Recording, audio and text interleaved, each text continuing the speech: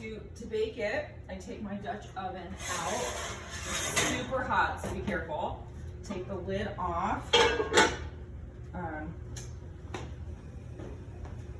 I grab my piece of parchment and carefully place it inside the Dutch oven. I lid it, nice and secure. Put it back in the oven, and I believe it's 25 minutes with the lid on. Then you open the oven, take the lid off, and bake it another 20 minutes. It's 20 minutes with the lid on, 20 minutes with the lid off, give or take, depending on your oven.